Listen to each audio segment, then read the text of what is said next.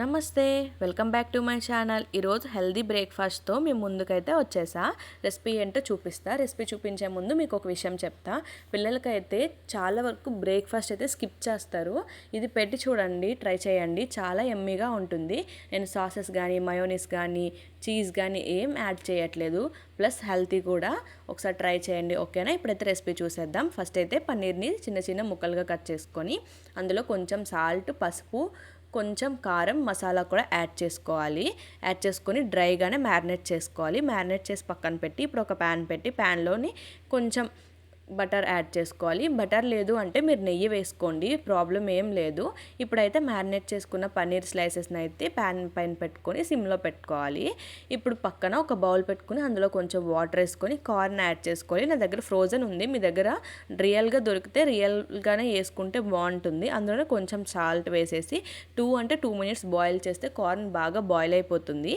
ఇప్పుడు అదే ప్యాన్ పైన పెట్టిన పన్నీర్ని కూడా జస్ట్ అలా టర్న్ చేస్తూ ఉంటే చూసారా ఎంత బాగా వచ్చిందో. ఎక్కువగా ఉంచినా మాడిపోతుంది, ఇలా వచ్చాక సరిపోతుంది. జస్ట్ అలా ఒక 2 మినిట్స్ ఉంచేసాక ఇప్పుడైతే మిక్స్ చేసుకొని ఒక బౌల్లోకి అయితే తీసుకోవాలి. బౌల్లోకి తీసుకొని సైడ్కి పెట్టేసి అదే ప్యాన్ పైన కొంచెం బటర్ యాడ్ చేసి కార్న్ కూడా అంతే బాగా ఫ్రై అవ్వనివ్వకూడదు. జస్ట్ నార్మల్గా హీట్ ఎక్కే అంతవరకు ఉంచితే సరిపోతుంది. అలా జస్ట్ 1-2-3 సార్లు తిప్పేసి మళ్ళీ మీరు పన్నీర్ తీసుకున్నారు కదా, అదే బౌల్లోకి కార్న్ కూడా తీసుకొని ఒక సైడ్కి పెట్టుకోవాలి. ఇప్పుడు ఫైన్గా చాప్ చేసుకున్న ఆనియన్ ఒకటి, ఒక టమాటర్, కొంచెం కొత్తిమీర, కొంచెం సాల్ట్ అయితే ఆనియన్కి టమాటాకి అయితే సరిపోతుంది.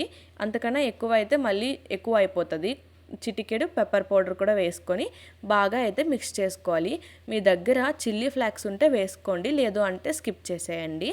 వేసుకొని ఇలా సలాడ్లో కూడా తినేయచ్చు. ఇలా తిన్నా కూడా చాలా బెస్ట్.